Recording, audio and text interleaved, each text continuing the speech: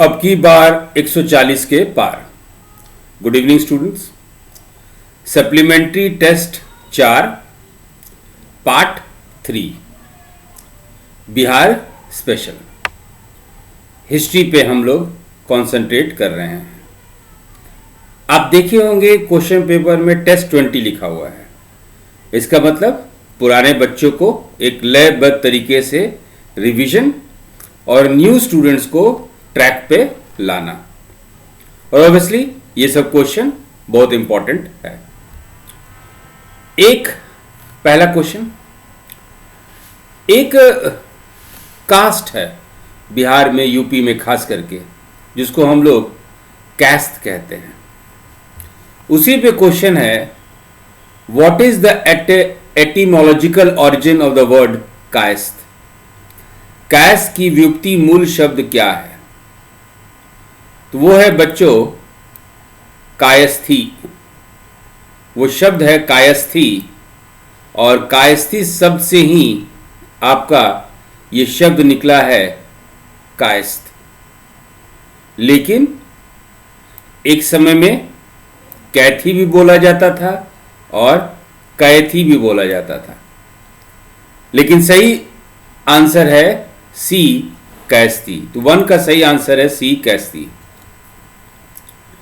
देखिए, यदि हम लोग इतिहास में जाएं, कैश शब्द के इतिहास में जाएं, तो कुषाण साम्राज्य में, कुषाण एम्पायर में राइटर को, स्क्राइब को, जो क्लेरिकल काम करते थे, जो लिखते थे, उनको कहा जाता था स्क्राइब। और 2 शब्द से बना है।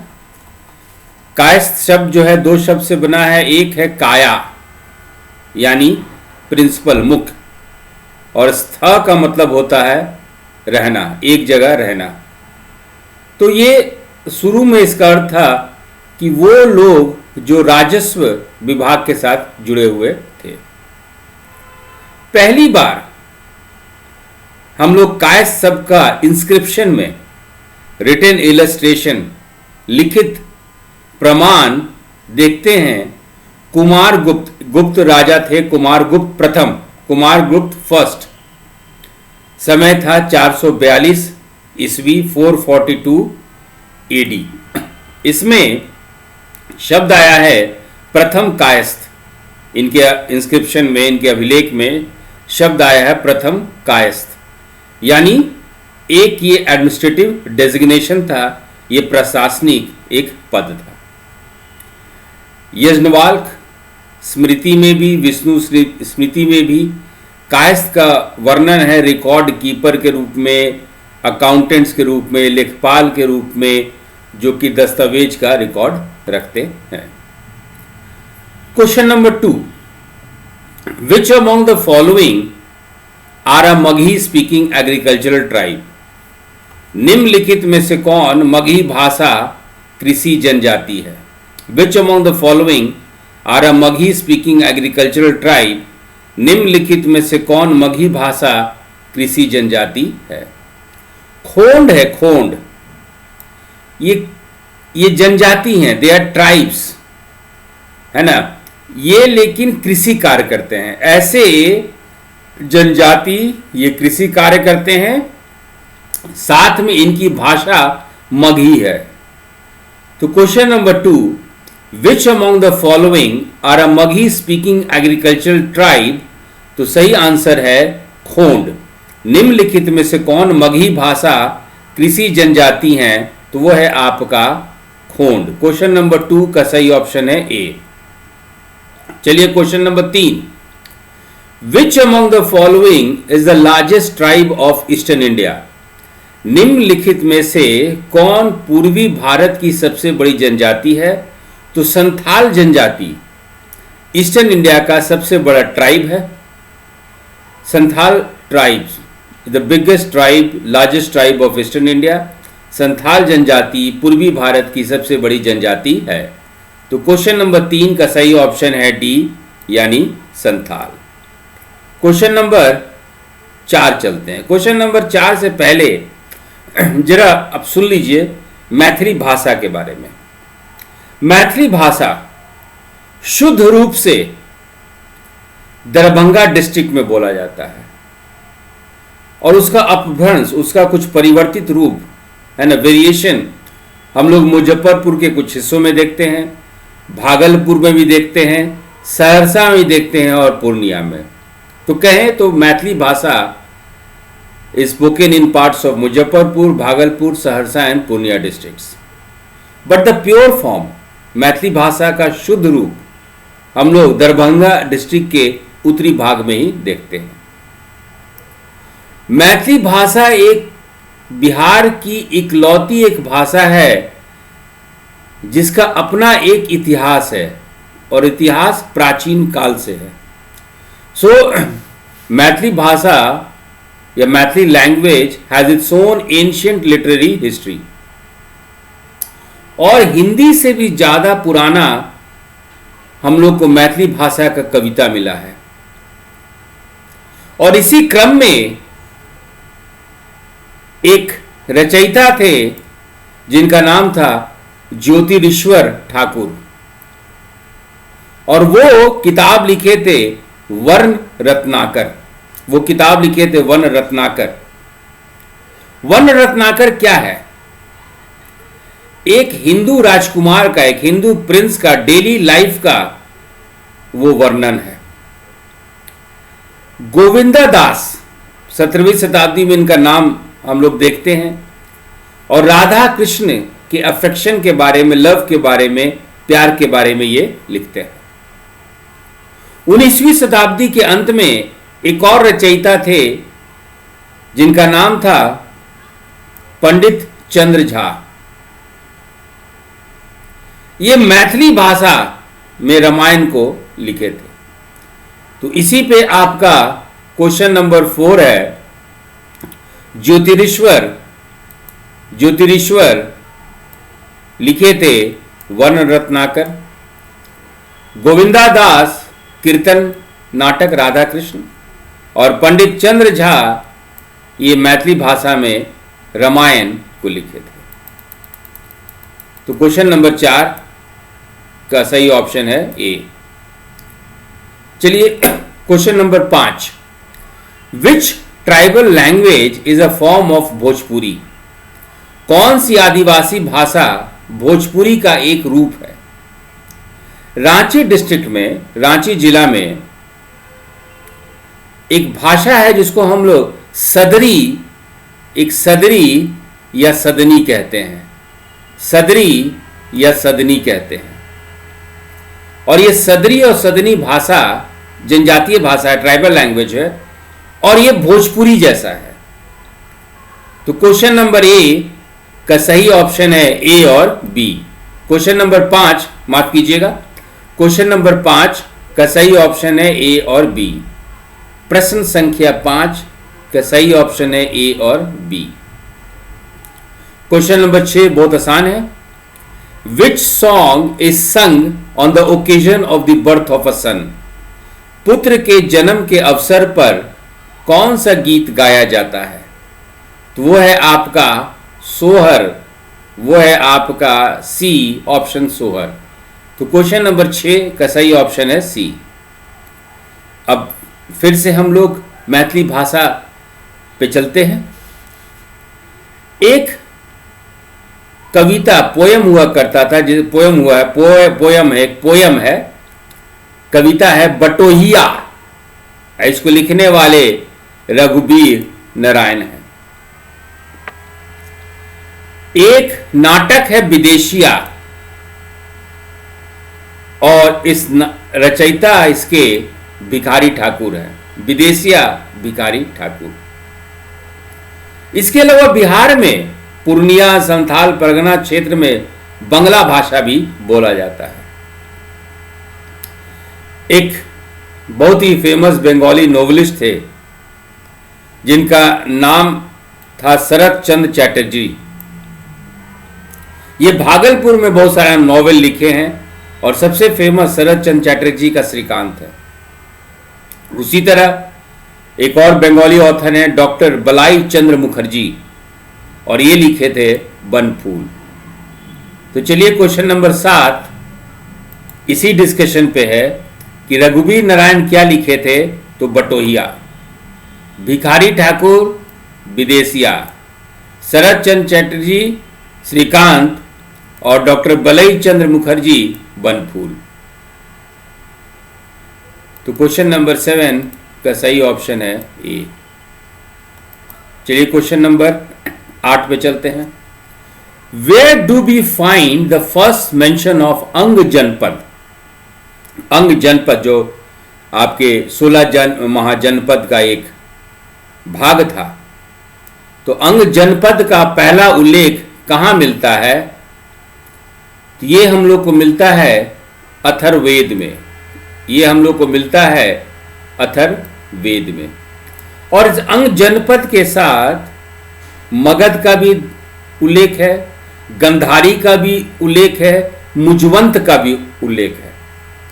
सो अंग, the Janapada Anga has been mention for the first time in Atharvaved along with Gandhari, Mujvant and Magad, and no doubt these names has been used in a very contempt form, but anyway 8 का सही option है A. Question number 8 का सही option है A. Question number 9, what was the eastern limit of Anga Janapada? What was the eastern limit of Anga Janapada? तो ये देखिए, ये आपका अंग जनपद है, इसके नॉर्थ में है, अंग जनपद के नॉर्थ में है आपका पूर्णिया, है ना।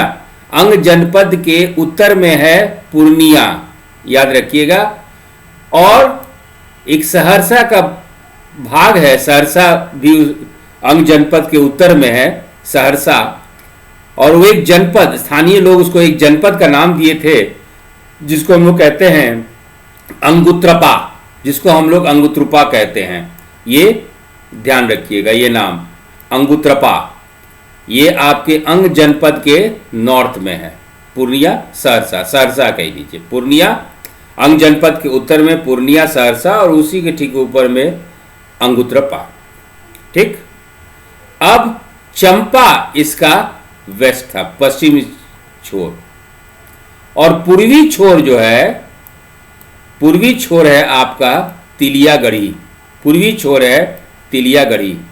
तिलियागढ़ी क्या है? बिहार, वेस्ट बंगाल, ये बॉर्डर पे है। तो question number 9, what was the eastern limit of Anga Janapada? तो वो है तिलियागढ़ी। अंग जनपद की पूर्वी सीमा क्या थी? तो वो तिलियागढ़ी थी। अब हम लोग नॉर्थ, वेस्ट, ईस्ट अंग जनपद का देख लिए। ये सब आपके नोट्स का पार्ट होना चाहिए, और कृपया करके अपने नोट्स को अपडेट करते रहिए। क्वेश्चन नंबर 10, व्हाट डज इलानापोफातो? एक नाम है इलानापोफातो, है ना। इलानापोफातो किसको संदर्भित किया गया है? किस ह्यूएन सांग ये नाम इस्तेमाल किए? ह्यूएन सांग किसके लिए? तो इस्तेमाल किया गया है हिरन पर्वत के लिए। इस्तेमाल किया गया है ये नाम हिरन पर्वत के लिए। ये हिरन पर्वत है कहां? ये मुंगेर के निकट है, मुंगेर के पास है। It is in the neighbourhood of Munger. इसको महाभारत में हिरन पर्वत का कोई नाम था? यस, उसका नाम था, उसका नाम था मोदागिरी। इसका नाम था मोदागिरी। महाभारत में हिरन पर्वत को मोदागिरी बोला गया है, और इसी को ह्यूएन सांग इलानापोफातो कहे है। तो चलिए इसके साथ question number 11, where was hermitage of Vishwamitra situated? Vishwamitra का आश्रम कहाँ स्थित था? देखिए आंसर बहुत आसान है कि Hermitage of Vishwamitra was in Buxar. Vishwamitra का आश्रम बक्सर में स्थित था। ये बहुत आसान है, लेकिन ये क्वेश्चन आपको दिए क्यों? वो इसलिए कि आज जो हम लोग मॉडर्न बक्सर बोलते हैं, आधुनिक बक्सर बोलते हैं, उसका प्राचीन नाम था वेद गर्भपुरी। इसका प्राचीन नाम था वेद गर्भपुरी। एंशिएंट नेम वॉज वेद गर्भपुरी। और ये वेद गर्भपुरी कहाँ पे स्थित था? जिस जगह पे आधुनिक बक्सर, प्राचीन वेदगर्भपुरी या ancient Vedagarbhapuri, where was it situated? It was situated in Karush Desh. उस जगह का नाम जहाँ पे वेदगर्भपुरी था, उस जगह का नाम था करुष देश। ये करुष देश को भूगोल में, ज्योग्राफी में कैसे हम लोग पहचानेंगे? तो जो भूमि सोन नदी और कर्मनासा नदी के बीच में था, उसी को बोला जाता था Karush Desh. Land between Son and Karmanasa river was known as Karush Desh. ये करुष है कौन? करुष देश मतलब किसका देश? एक दैत्य का नाम था Karush. Karush was the name of a demon. Ramayana में बक्सर को क्या बोला गया है? तो रामायण में बक्सर को बोला गया है मालदा देश। मालदा देश। मालदा देश was the name in illustration in Ramayan, right? तो क्वेश्चन नंबर 11 का ए बहुत आसान है, लेकिन क्वेश्चन का लॉजिक क्यों था हम लोग बात कर लिए। उसी तरह question number 12, Sammed Shikhar is a reference to which hills? किस पहाड़ी को समेत शिखर के नाम से जाना जाता है? तो पारसनाथ पहाड़ी को समेत शिखर के नाम से जाना जाता है। Parasnath hills, they are known as Sammed Shikhar. And in Kalpasutra Parasnath is known as Sammed Shikhar. Kalpasutra में पारसनाथ को समेत शिखर बोला गया है। तो 12 का सही ऑप्शन है ए, और साथ में पारसनाथ को समेत शिखर कल्पसूत्र में बोला गया है, इस बात का भी आप ध्यान रखेंगे। Question number 13, which religion did the Pal dynasty professed? Pala वंश ने किस धर्म का प्रचार किया था? तो आंसर है आपका ए, बुद्धिज्म। ए आंसर बौद्ध धर्म। तो 13 का सही ऑप्शन है A. Question number 14, who was the last king of Pala dynasty? Pala वंश का अंतिम राजा कौन था? देखिए इसमें क्या है कि अलग अलग स्रोत से, कुछ स्रोत पाल कहते हैं, कुछ स्रोत गोविंद पाल कहते हैं, और कुछ स्रोत कहते हैं मदन पाल। क्वेश्चन नंबर 14 में चूंकि मदन पाल ही ऑप्शन है, तो last king of the Pal dynasty was Madan Pal as per this question, because question जो हो सकता है अलग अलग स्रोत पर आधारित हो।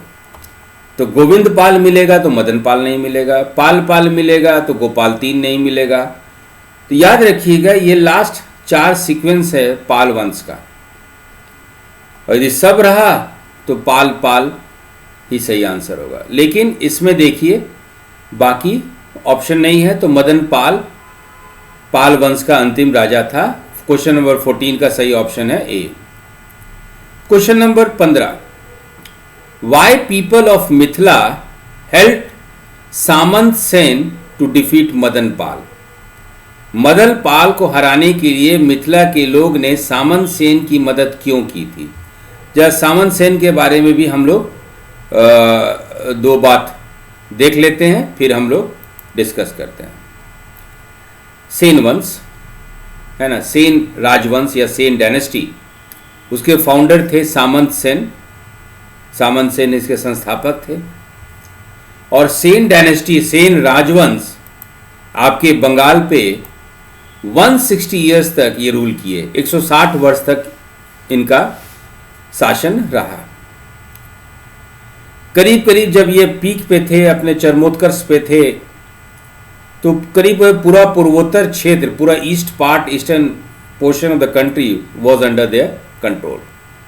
कहा जाता है कि इनका मूल स्थान जो है कर्नाटक में था, और इस समय कई मंदिर भी बना था। बलाल सेन ढाकेश्वरी मंदिर बनवाए थे, याद रखिएगा, बलाल सेन सेन वंश के थे, और ही constructed, God constructed Dhakeshwari temple. और कवि जयदेव, है ना, गीत गोविंदा के रचयिता, द राइटर ऑफ गीत गोविंदा, पोएट जयदेव, ये लक्ष्मण सेन के 5 रत्नों में से एक थे। तो Lakshman Sen he had 5 Ratna, and one of the 5 Ratna was poet Jaydev who created गीत गोविंदा। तो ये थोड़ा सा जानकारी आप लोग जानिए। और चलिए क्वेश्चन नंबर 15 पे। Why people of Mithila helped Samant Sen to defeat Madan Pal. Samant Sen followed Hinduism. देखिए, मदन पाल एक तो कमजोर थे, फिर बौद्ध धर्म अपनाए थे, और सामंत सेन हिंदू थे, तो इसलिए लोग जो हैं सामंत सेन को मदद किए। 15 का है D, all the options. Madan Pal को हराने के लिए मिथिला के लोगों ने सामंत सेन की मदद क्यों की? सामंत सेन ने हिंदू धर्म का पालन किया था, ये सही बात है, लेकिन मोस्ट इंपॉर्टेंट था कि मदन पाल कमजोर थे, सही से शासन व्यवस्था नहीं चला पा रहे थे, और मदन पाल बौद्ध भी थे, तो धर्म के आधार पे भी लोग जो हैं सामंत सेन को मदद किए। तो सभी विकल्प 15 का है, सभी विकल्प D, all the options. Question number 16 चलते हैं। Nanyadeva was a founder of which dynasty. Nanyadeva किस वंश के संस्थापक थे? हम लोग पहले भी काफी दफा इस तरह क्वेश्चन को देख चुके हैं। कर्नाट या सिमरून? कर्नाट या सिमरून? 16 का है सही ऑप्शन ए और बी। 16 का सही ऑप्शन ए है और बी है, ए है और बी है। चलिए अगला क्वेश्चन हम लोग देखते हैं। Who is considered the forgotten king of Mithila? Mithila का भूल राजा, यानी वो राजा जिसको भूल गया, किसको बोला जाता है? बोला जाता है नानी सिंह देव को। लेकिन जरा फिर से एक बार मिथिला का डिस्कशन करते हैं हम लोग। मिथिला, इस क्षेत्र को तीरा भुक्ति बोला जाता है। तीरा भुक्ति। मिथिला वॉज नोन एज तीरा भुक्ति इन एंशिएंट टाइम्स। फिर मध्यकालीन में, मेडिवल टाइम्स में, इसका नाम हो गया तिरहुत। ये मिथिला शब्द आया कहां से? The word Mithila has come from the king मीठी। राजा मीठी से यह शब्द आया है मिथिला, और यही मिथिलापुरी नामक स्थान का संस्थापक थे। He was the founder of, he established Mithilapuri. और कहा जाता है कि ये राजा मीठी जो थे अपने पिता के शरीर से उत्पन्न हुए थे। He was born out of the body of his father, इसलिए इनका नाम रखा गया जनक। तो king Mithi was known as Janak because he was born out of the body of his father. और इस मीठी राजा के उत्तराधिकारी हुए, और सब कोई अपना टाइटल सरनेम जनक ही रखे। और इस जनक नाम वाले सीरीज में सबसे मशहूर हुए Shridhwaj Janak. The most famous Janak was Shridhwaj Janak, जो कि सीता जी के पिता थे। जनक वंश में, जनक डायनेस्टी में 52 किंग हुए, 52 किंग्स हुए थे, 52 राजा हुए। इस क्षेत्र को हम लोग विदेह भी कहते हैं। जो मिथिला हो, तीरा भुक्ति हो या तिरहुत हो, उसको हम लोग विदेह भी कहते हैं। और विदेह का पहला उल्लेख याद रखिएगा, इंपॉर्टेंट है। विदेह का पहला उल्लेख हम लोग को यजुर्वेद संहिता में मिलता है। The kingdom of Videha is mention for the first time in Yajurveda Samhita. Mithila नाम हम लोग को जातक में मिलता है, ब्राह्मण में मिलता है और पुराण में मिलता है। मिथिला का बहुत ही विस्तृत वर्णन, डिटेल्ड डिस्क्रिप्शन बृहद विष्णु पुराण में मिलता है। In Brihad Vishnu Purana we get a detailed description of Mithila. और रामायण और महाभारत में भी मिथिला का नाम है ही। लेकिन सतपथ ब्राह्मण के अनुसार एक मुखिया थे, एक चीफ्टेन थे, जिनका नाम था विदेह माधव। अब देखिए दूसरी कहानी भी चल रहे हैं हम लोग। विदेह माधव ये सरस्वती घाटी से विदेह गए। कहा जाता है कि वैदिक काल में there was chieftain, there was a mukhiya, there was shasak known as Videgh Madhav. और सरस्वती वैली से ये मिथिला गए और वहां पे विधे किंगडम, विधे राज को स्थापित किया।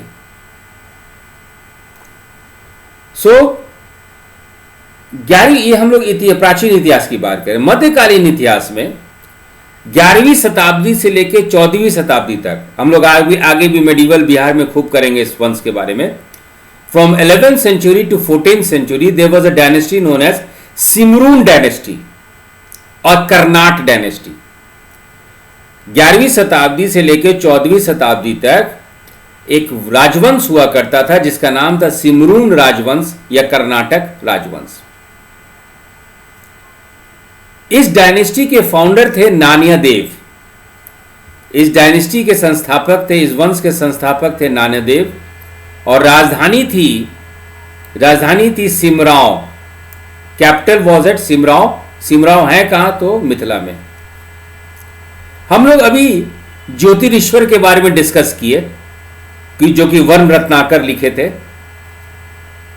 इसी वंश के एक राजा थे हरि सिंह देव, उन्हीं के दरबार में ज्योतिरीश्वर थे।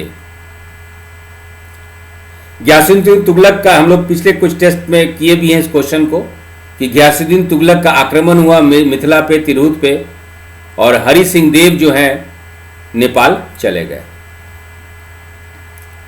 नान्यदेव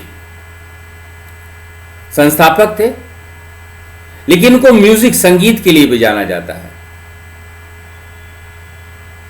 मध्य लय का नाम नान्यदेव से संबंधित है, जुड़ा हुआ है। उनके मध्य लय में हास्य लय है, ह्यूमरस जोक, श्रृंगार है, श्रृंगार रस है। और नान्यदेव जो हैं संगीत पे एक टीका भी लिखी है, कमेंट्री भी लिखे हैं, जिसका नाम है सरस्वती हृदय अलंकार। याद रखिएगा, सरस्वती हृदय अलंकार लिखा गया है नान्यदेव से, और इन्हीं को फॉरगॉटन किंग बोला जाता है। सबसे फेमस किंग कर्नाट वंश में हुए हैं आपके हरिसिम्हा देव।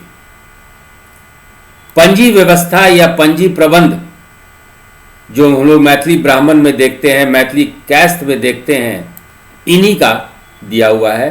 तो हरिसिम्हा देव इज एसोसिएटेड विद पंजी व्यवस्था और पंजी प्रबंध। चलिए इसी के आधार पर हम लोग आगे क्वेश्चन करते हैं। Who is considered the forgotten king of Mithila? तो Nanya Singh Dev is considered the forgotten king of Mithila. Mithila का भूल राजा या राजा जिसको भुला दिया गया किसे माना जाता है? तो वह है नान्य सिंह देव। 17 का सही ऑप्शन है ए। चलिए question number 18, who among the following was the most famous? Hari Singh Dev निम्नलिखित में कौन सबसे प्रसिद्ध थे? तो वो थे आपके हरि सिंह देव। तो 18 का सही ऑप्शन है ए। 19, question number 19, who started the boys association? Boys association की शुरुआत किसने की थी? तो इसके संस्थापक थे सूर्यदेव नारायण वर्मा। इसके संस्थापक थे सूर्यदेव नारायण वर्मा। याद रखिएगा, इसके संस्थापक थे सूर्यदेव नारायण वर्मा। राइट? तो सही ऑप्शन है 19 का ई। याद रखिएगा बच्चों, बॉयज एसोसिएशन के संस्थापक थे सूर्यदेव नारायण वर्मा। देखिए,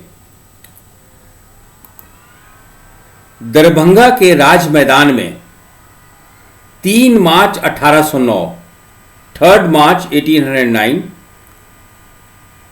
इन द राज मैदान ऑफ दरभंगा एक सभा में बॉयज एसोसिएशन नाम एक युवाओं का संघ की स्थापना की गई, और इस सभा की अध्यक्षता कर रहे थे अशफाक खान। इस सभा की अध्यक्षता कर रहे थे अशफाक खान। बॉयज एसोसिएशन के संस्थापक थे श्री सूर्यदेव नारायण वर्मा। संस्थापक सचिव, फाउंडर सेक्रेटरी थे कमलेश्वरी चरण सिन्हा, याद रखिएगा। और सरकारी सचिव, गवर्नमेंट सेक्रेटरी थे गोष्ठा बिहारी बैनर्जी, याद रखिएगा। सरकारी सचिव गोष्ठा बिहारी बैनर्जी नंबर 1, दीनानाथ झा नंबर 2 और जगदीश्वर प्रसाद झा नंबर 3। तो question number 19, who started the boys association? जो संस्थापक थे उनका नाम था सूर्यदेव नारायण वर्मा, और सभा की पहली अध्यक्षता किए अशफाक खान। तो 19 का है ई, सही ऑप्शन है आपका Suryadev Narayan Verma. Question number 20, who started the united Indian patriotic association? United Indian patriotic association किसने शुरू किया था? तो शुरू करने वाले थे सर सैयद अहमद खान, सर सैयद अहमद खान। 20 का सही ऑप्शन है A. What is 21, what is Nasratul e Ibrar? है ना, नसरतुल इब्रार क्या है?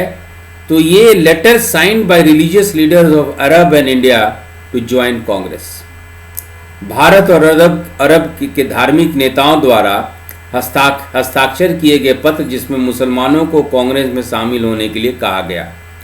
तो 21 का सही ऑप्शन है बी, 21 का सही ऑप्शन है B. Who refuted Syed Ahmad charge that Congress did not represent the Muslims? Syed Ahmad के इस आरोप का खंडन कि कांग्रेस मुसलमान का प्रतिनिधित्व नहीं करते, किसने किया? तो वो थे आपके बिहार के लीडर सैयद सरफुद्दीन, सैयद सरफुद्दीन। 22 का है ए। अब हम लोग चलते हैं अंडर हुज प्रेसिडेंसी या under whose presidentship Bihar provincial Congress committee was form.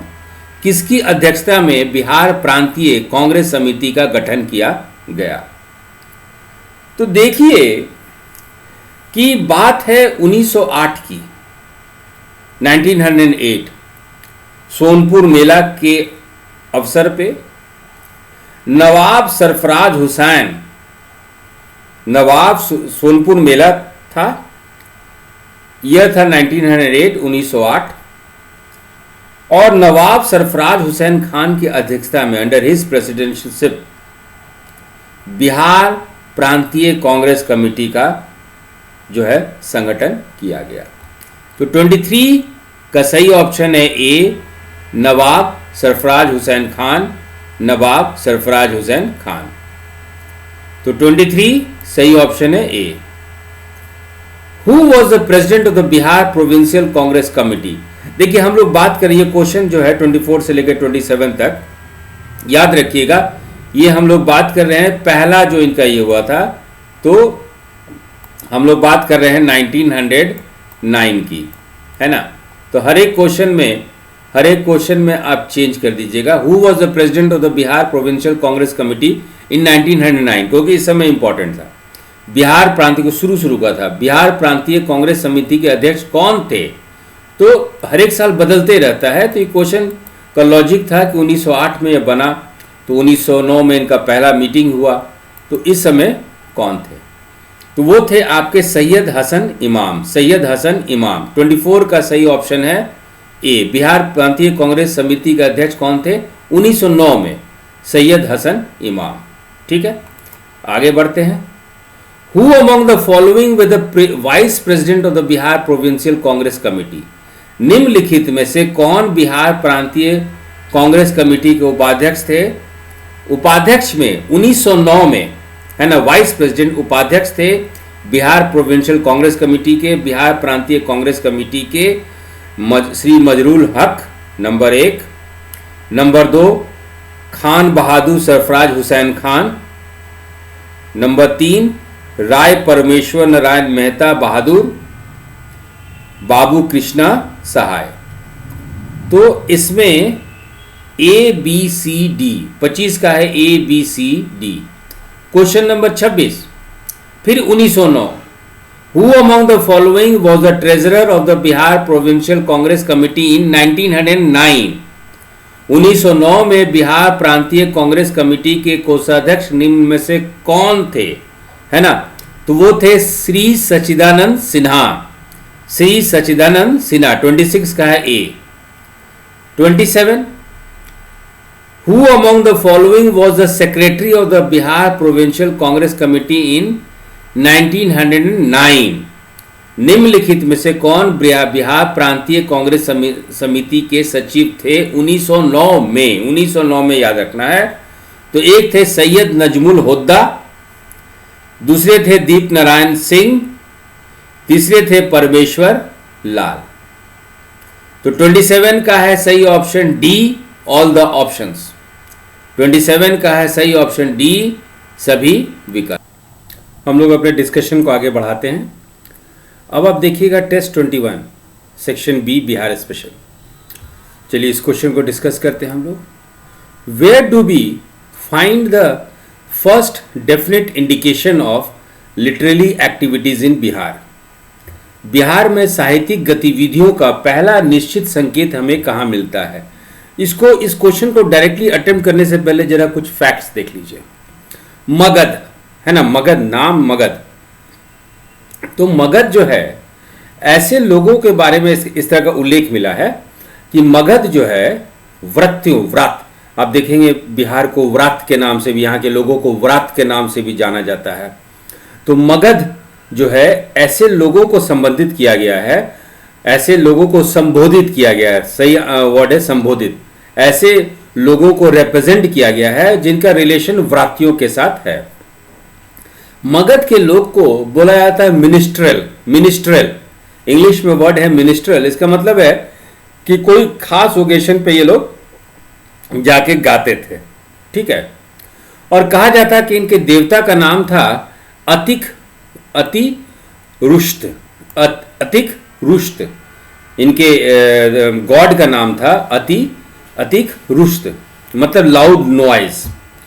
तो आप देखिएगा कि ये लोग जाते थे और बहुत जोर जोर से आवाज़ निकल के गाना गाते थे प्राचीन राजा के नाम से, या प्राचीन लोगों के नाम से, या शासनकर्ता के नाम से जोर जोर से गाना गाते थे। और इसी गाना गाने के क्रम में एक तरह का कविता भी हो जाता था, पोइट्री भी हो जाता था। और इसी पोइट्री का उल्लेख जो है प्राचीन भारत के साहित्य में है। और इसी पे ये क्वेश्चन है। अब जो क्वेश्चन नंबर 1 जो आप देख रहे हैं, where do we find the first definite indication of literary activities in Bihar, है ना? बिहार में साहित्यिक गतिविधियों का पहला निश्चित संकेत हमको कहाँ मिलता है? तो वो मिलता है पनिनी के अष्टध्यायी से। पनिनी के अष्टध्यायी से, इससे मतलब जो मिनिस्टर लोग, मगध के लोग जो गाना गाते थे, उसका कविता में जो मॉर्फोलॉजी था, फोनेटिक्स था, डायलेक्ट था, ये सब को का उदाहरण लेके पनिनी जो है अपने अष्टध्यायी में व्याकरण के रूप में इसका उल्लेख किए हैं। तो 1 का सही ऑप्शन है पनिनी के अष्टध्यायी यानी सी। 1 का है सी।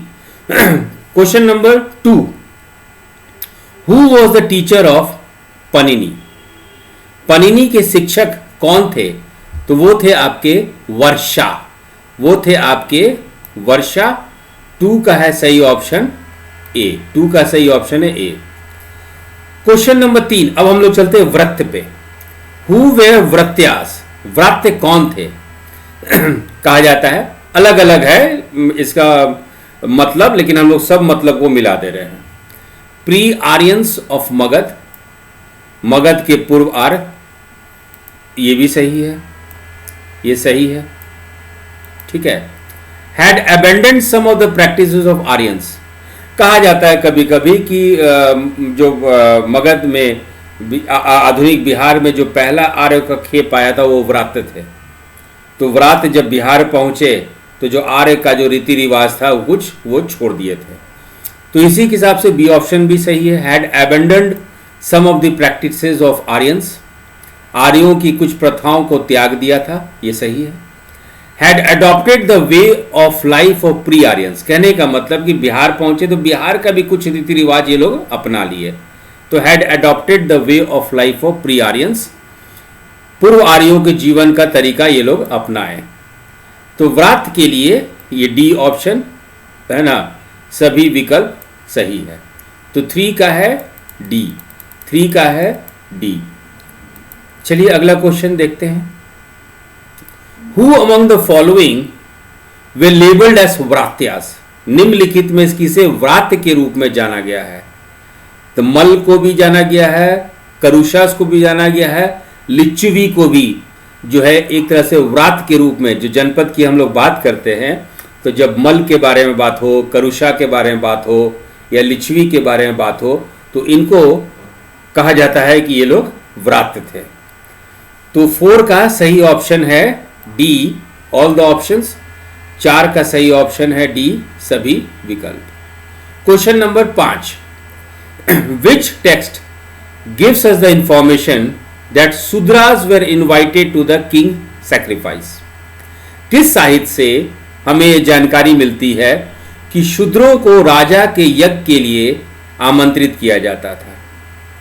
महाभारत में हम लोग को इस बात की जानकारी मिलती है कि आर्यों, प्री आर्यन बिहार में, यानी आर्यों से पूर्व बिहार में जो चौथा समाज का जो चौथा वर्ण था Shudra, the fourth one of the society, Shudra, they were invited to the sacrifices of king Yudhishthir, माने राजा युधिष्ठिर के यज्ञ में शूद्रों को ये बुलाया जाता था।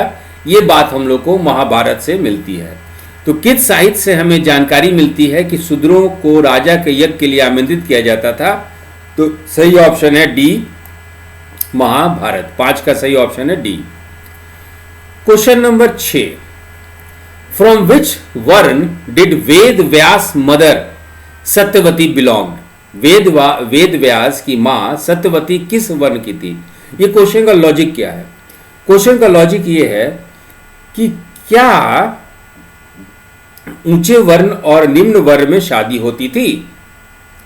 और बहुत सारा प्राचीन भारत में हम लोग को बहुत सारा उदाहरण मिला है कि प्रीस्ट और नोबल्स, जो ब्राह्मण थे या उच्च कुलीन लोग थे, वो लोग निम्न जाति के औरतों से, महिलाओं से, फीमेल से शादी करते थे। और सबसे बड़ा उदाहरण वेद व्यास का दिया जाता है कि वेद व्यास की माता जी सत्यवती, जिनका नाम था सत्यवती, एक फिशरमैन की डॉटर थी, एक मत्स्य पालक यानी मलाह की ये बिटिया थी।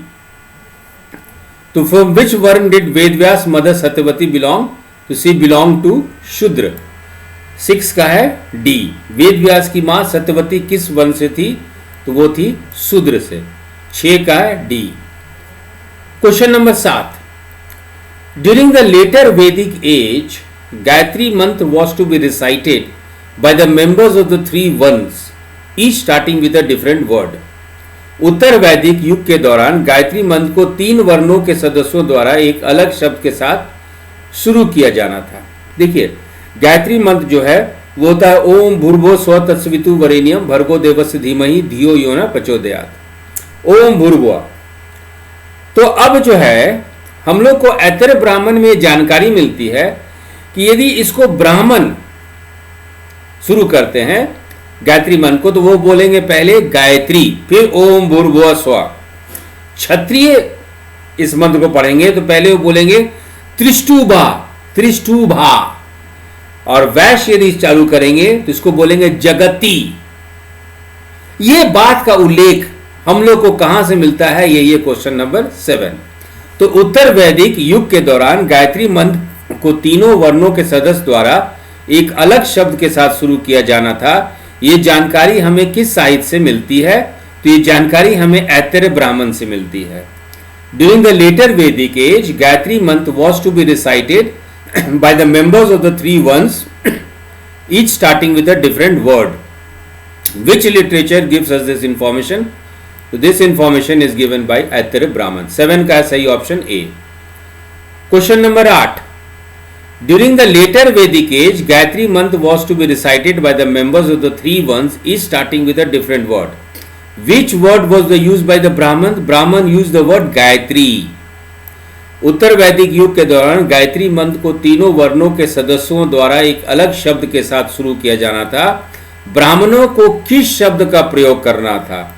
ब्राह्मणों को गायत्री शब्द का प्रयोग करना था। तो 8 का है सही option A. Question number 9, during the later वैदिक age Gayatri mantra was to be recited by the members of the 3 ones each starting with a different word.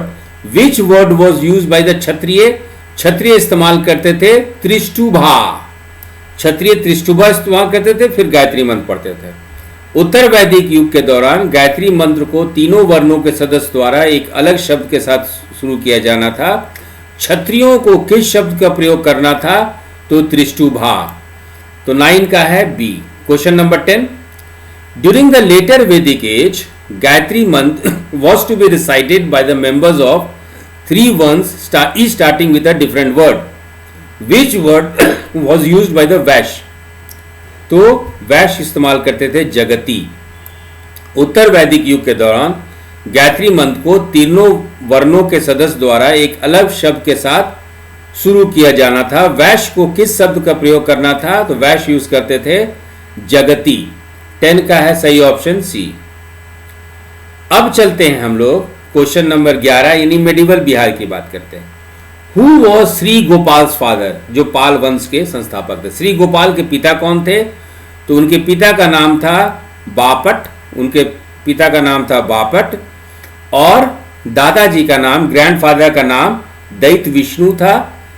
Grandfather का नाम दैत्य विष्णु था और रहने वाले थे ये लोग बारिंद्री के, रहने वाले थे ये लोग बारिंद्री के।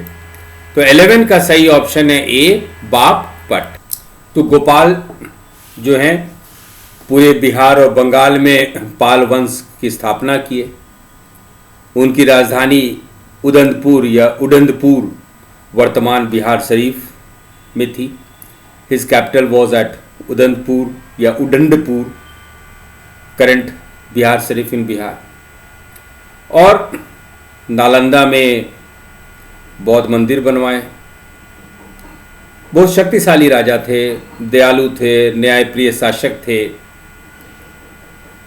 और 27 वर्षों तक ये राज किए और 80 वर्ष की उम्र में इनका देहांत हुआ।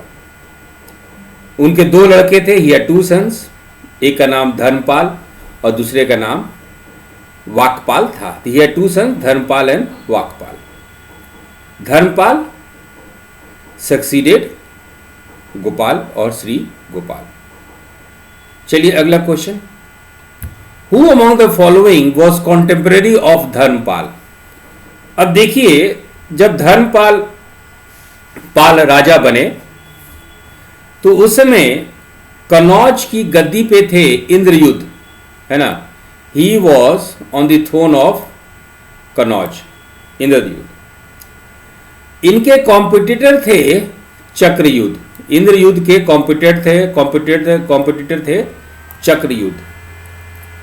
तो चक्रयुद्ध को धर्मपाल कनौज की गद्दी पे बिठाए और उसी समय आपके भीनमाल, है ना, भीनमाल कहिए, जोधपुर जो राज्य देख रहे हैं जोधपुर, इसके दक्षिण में साउथ में एक जगह है, उसका नाम है भीनमाल। तो भीनमाल में थे राजा Vatsaraj and he was also very ambitious, महत्वाकांक्षी थे धर्मपाल की तरह। तो who among the following was contemporary of Dharmapal? Indrayudh और चक्रयुद्ध कनौज के थे और वत्सराज भीनमाल के थे, जो हम लोग प्रतिहार वंश में देखेंगे। तो 12 का है डी, ऑल द ऑप्शंस, सभी विकल्प। Question number 13, who established Bhojpur fort in Bihar? Mihir Bhoj. Bihar में भोजपुर किले की स्थापना किसने की? तो मिहिर भोज। तो 13 का सही ऑप्शन है C. Which of the following has reference to Swarnadweep? निम्नलिखित में से किसमें स्वर्णद्वीप का संदर्भ है? ये स्वर्णद्वीप किसको बोलते थे? सुमात्रा को और जावा को हम लोग स्वर्णद्वीप के नाम से जानते हैं। सुमात्रा और जावा को स्वर्णद्वीप के नाम से जानते हैं। तो 14 का है ए, 14 का है B answer. Sorry, very correct, माफ कीजिएगा, 14 का बी सुमात्रा और सी जावा। तो 14 का सही ऑप्शन है बी और सी, सुमात्रा और जावा। अब देखिए सुमात्रा जावा पे हमारा अगला क्वेश्चन है। ये सब बात हो रही है हम लोग पाल वंश के संदर्भ में। Question number 15, who built hostel in Nalanda for students of Swarnadweep. Swarnadweep के छात्रों के लिए नालंदा में किसने छात्रावास का निर्माण किया। अब देखिए स्वर्णद्वीप यानी सुमात्रा जावा, यहां पे एक डायनेस्टी था, यहां पे एक राजवंश था जिसका नाम था शैलेंद्र। आपके ऑप्शन में दिया हुआ Shailendra. Shailendra is the name of a dynasty. एक नया राजवंश स्थापित हुआ था और इनकी राजधानी थी Shri Vijay. The capital was Shri Vijay, है ना। सुमात्रा में देखिएगा पालेमबाग करके, मॉडर्न पालेमबाग है, ये सुमात्रा में है, वही था श्री विजय। ठीक है। अब देखिए उस समय पाल राजा थे देवपाल, और देवपाल के समकालीन थे, कॉन्टेम्पररी थे शैलेंद्र राजवंश के राजा बलपुत्र देव वर्मा। तो बलपुत्र देव वर्मा देवपाल से परमिशन लिए कि जो सुमात्रा जावा यानी स्वर्णद्वीप के जो स्टूडेंट्स हैं उनके लिए हॉस्टल बनाया जाए। तो देवपाल परमिशन दिए, अनुमति दिए। तब बलपुत्र बलपुत्र देव वर्मा जो कि शैलेंद्र डायनेस्टी के थे, वो यहाँ पे हॉस्टल बनवाए। तो 15 का सही ऑप्शन है बी। 15 का सही ऑप्शन है बी। अब हम लोग चलते हैं क्वेश्चन नंबर 16। देखिए क्वेश्चन नंबर 16 जाने से पहले हम लोग पिछले पार्ट में 1857 का रिवोल्ट देखे थे। इसका कहिए दूसरा पार्ट है ये, और 1857 को ये पार्ट करेंगे तो और आगे हम लोग डिटेल में जाएंगे। तो जो जो पार्ट छूट जा रहा है ना वो आपका थर्ड पार्ट हो जाएगा। तो एनीवे चलिए क्वेश्चन नंबर 16 में हम लोग कुंवर सिंह की बात कर रहे हैं। कुंवर सिंह जगदीशपुर के रहने वाले थे, जो कि उस समय का शाहबाद डिस्ट्रिक्ट था। वेरी पावरफुल राजपूत लैंडलॉर्ड, बहुत ही शक्तिशाली राजपूत जमींदार थे। जब हम लोग ये 1857 में घटना हुआ उस समय उनका उम्र 80 साल से भी ज़्यादा था। But he was a very fine noble looking man and he commenced immense popularity and influence. He was a very good friend of the Europeans. ये अंग्रेजों के बहुत अच्छे दोस्त भी थे। बहुत ज़्यादा इतिहास में हम लोग को इनके प्रारंभिक जीवन के बारे में नहीं मालूम चलता है, लेकिन इतना मालूम चलता था कि ये मिलिट्री साइंस में इनका इंटरेस्ट था। और जब ये तलवार जो है दोनों हाथ से ये चलाते थे। He was a dexterous swordsman. यहाँ तक कि हम लोग विलियम टेलर की बात किए थे जो पटना के कमिश्नर थे, उनके बहुत अच्छे पर्सनल फ्रेंड थे। अब इनका जो जमीन था वो अंग्रेज टैक्स के रूप में ले लिए थे। उनका होल्डिंग्स, लैंड होल्डिंग्स जो है it was not well managed. और हुआ क्या कि ये इनको पेटी साहूकार से पैसा लेना पड़ता था, मनी लेंडर से पैसा लेना चाहता अपना पर्सनल एक्सपेंसेस के लिए, और इसके कारण ये बहुत ज़्यादा उधार में, लोन में, डेट में हो गए थे। बहुत बार चूंकि अंग्रेज के बहुत अच्छे दोस्त थे, अच्छे दोस्त साबित भी हुए थे, यानी कि टेलर को पटना में जेल ब्रेक हुआ था उसमें ये मदद किए थे। तो इनकी रिलेशन अच्छी थी। इसके बावजूद यूरोपियंस, इंग्लिश जो ब्रिटिश थे, इनके लैंड होल्डिंग्स को ठीक से मैनेज नहीं कर पाते थे, और बोर्ड ऑफ रेवेन्यू जो है बार बार टैक्स के लिए इनको तंग करती थी। और एक बार इनका नोटिस आया बोर्ड ऑफ रेवेन्यू से, राजस्व बोर्ड से, कि आप अपना इंटायर लोन 1 महीने के अंदर क्लियर कर लीजिए, नहीं तो फिर गवर्नमेंट सब चीज़ जब्त कर लेगी, जो कि इम्पॉसिबल था। अब ये नोटिस उसी समय आया जब उनके पुत्र की देहांत हो गई। हिज ओनली सन, एकमात्र पुत्र था, उनका देहांत हो गया और उनका जो पोता था, ग्रैंडसन, उसको पागलपन का दौरा चलता था। और इसी समय इस तरह का चिट्ठी आया। क्वेश्चन नंबर 16 इसी पे है। What made Kunwar Singh to turn against the British? He had to borrow money from money lenders to meet his personal expenses. Yes. His only son had died. His grandson was gradually lapsing into dementia. तो all the options. Kunwar Singh अंग्रेजों के खिलाफ क्यों गए? भाई अच्छे दोस्त थे, क्यों गए? उन्हें अपने व्यक्तिगत खर्चों को पूरा करने के लिए महाजनों से पैसा उधार लेना पड़ता था, और सिर्फ अंग्रेज की नीति के कारण। उनके इकलौते बेटे की मौत हो गई थी। उनका पोता धीरे धीरे पागलपन में ढल रहा था। तो सभी विकल्प। 16 का है डी, ऑल द ऑप्शंस। चलिए question number 17। Through whom Taylor invited Kunwar Singh to Patna for a meeting? किसके माध्यम से टेलर ने कुंवर सिंह के साथ बैठक के लिए पटना बुलाया? अब देखिए 1857 का विद्रोह हो चुका था, मेरठ में बिगुल फूका गया था, 19 जून का वहाबियों के साथ कांड भी हो गया, टेलर गद्दारी कर दिए, चाय पानी के बहाने बुलाए और उनको अरेस्ट करवा लिए। कुंवर सिंह को भी ये सब घटना मालूम थी। तो एक डिप्टी कलेक्टर थे और कुंवर सिंह के भी अच्छे मित्र थे, उनका नाम था सैयद अजीमुद्दीन हुसैन। तो टेलर सैयद अजीमुद्दीन हुसैन को बोले कि जाओ और कुंवर सिंह को बोलो कि हम मिलना चाहते हैं। क्वेश्चन नंबर 17 वही है। Through whom Taylor invited Kunwar Singh to Patna for a meeting? तो वो थे सैयद अजीमुद्दीन हुसैन। किसके माध्यम से टेलर ने कुंवर सिंह को बैठक के लिए पटना बुलाया? तो सैयद अजीमुद्दीन हुसैन। 17 का सही ऑप्शन है बी।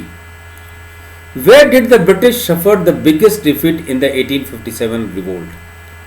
ये बिहार के केस में, बिहार का एग्जाम्पल आपको दिया हुआ गया है ऑप्शंस में। 1857 के विद्रोह में अंग्रेजों को सबसे बड़ी हार कहाँ से मिली? ये बिहार के संदर्भ में है, पटना, आरा, अवध और दिल्ली। चलिए इसमें हम लोग देखते हैं। तो हम लोग देखिए बच्चों कि 25 जुलाई को दानापुर के जो आर्मी थी, दानापुर के जो सैनिक थे, वो विद्रोह कर गए। अब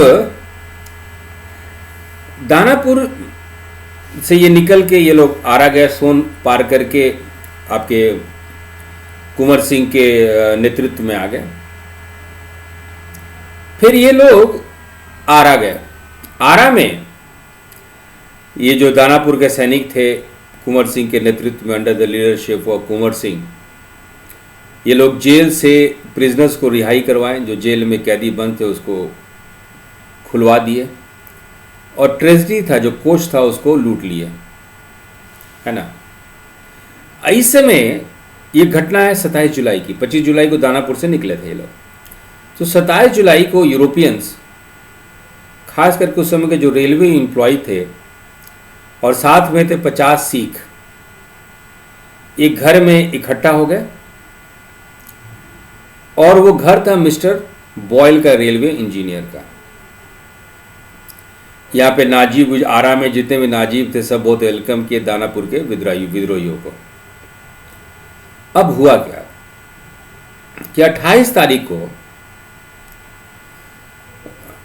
10th फुट, ये आर्मी का रेजिमेंट था, 10 फुट, कुछ सिख के साथ, कुछ सिख सैनिकों के साथ, और इनका नेतृत्व कर रहे थे कैप्टन डनबर। इनका नेतृत्व कर रहे थे कैप्टन डनबर।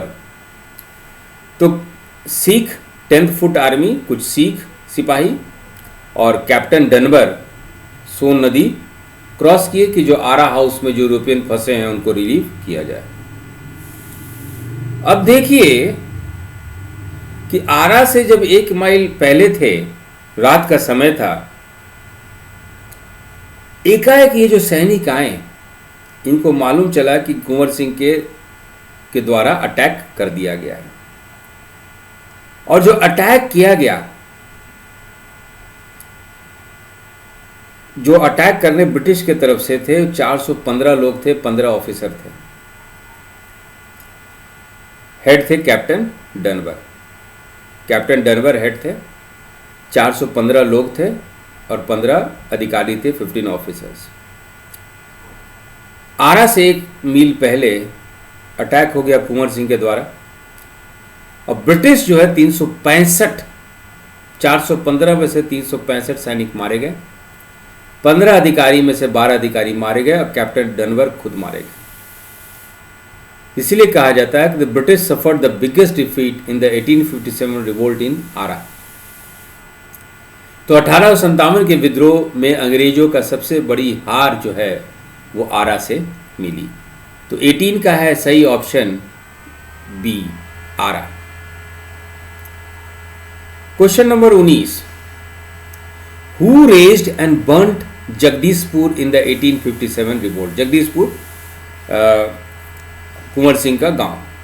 1857 के विद्रोह में जगदीशपुर को किसने जलाया?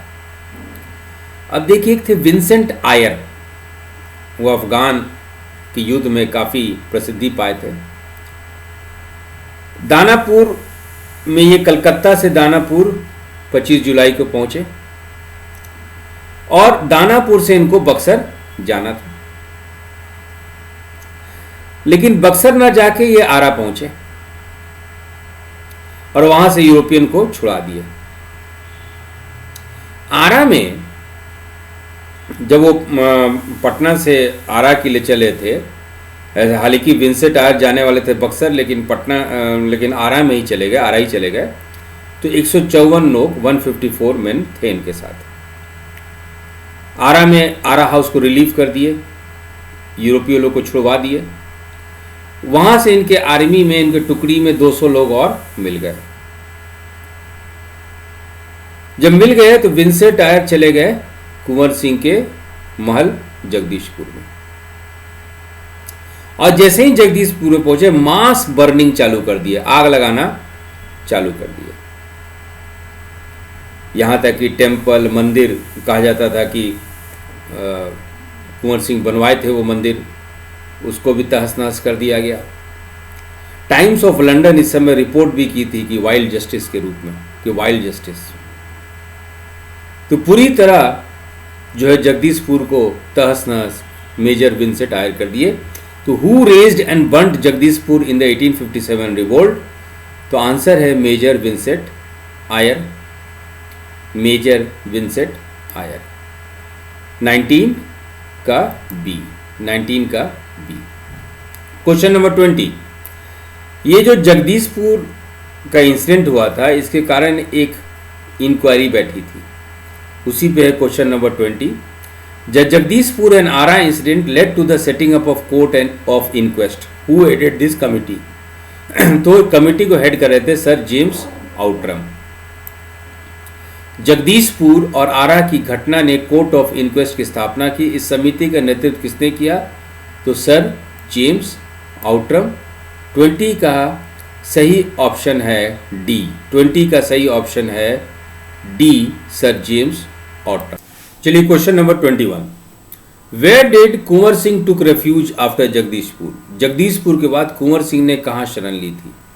जगदीशपुर से निकलने के बाद कुंवर सिंह चले गए थे सासाराम के पास रोहतास किले में।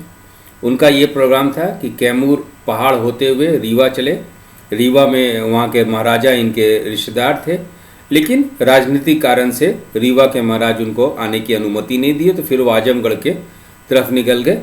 इस घटना को विस्तृत हम लोग अगले टेस्ट सीरीज में करेंगे, लेकिन फिलहाल यह मोटा मोटी प्रारूप समझ लीजिए। तो question number 21, where did Kunwar Singh took refuge after Jagdishpur? Jagdishpur के बाद कुंवर सिंह ने कहाँ शरण ली थी? तो रोहतास फोर्ट में, रोहतास किला में। तो 21 का सही ऑप्शन है ए, रोहतास फोर्ट, रोहतास किला। 21 का A. Upon whose invitation Kunwar Singh participated in the battle of Kanpur? Kanpur के युद्ध में कुंवर सिंह ने किसके निमंत्रण पर भाग लिया था? तो नाना साहिब के कहने पे, नाना साहिब के कहने पे। तो क्वेश्चन नंबर 22 का सही ऑप्शन है A. Question number 23, whose bullet hid hit Kunwar Singh. Kunwar Singh को किसकी गोली लगी थी? तो ब्रिगेडियर डुगलस की गोली लगी थी, जिस कारण वो खुद अपने हाथ को काट लिए। तो ब्रिगेडियर डुगलस 23 का है सही option B. At last Kunwar Singh returned back to Jagdishpur. Whom did Kunwar Singh killed at Jagdishpur? आखिर में कुंवर सिंह वापस जगदीशपुर लौट आए और जगदीशपुर में कुंवर सिंह ने किसकी हत्या की? देखिए 21 अप्रैल को जगदीशपुर, 21 अप्रैल 1858 21 अप्रैल 1858 कुंवर सिंह वापस जगदीशपुर आ गए। आरा में एक आर्मी बटालियन रुकी हुई थी जगदीशपुर पे ऑब्जर्व करने के लिए।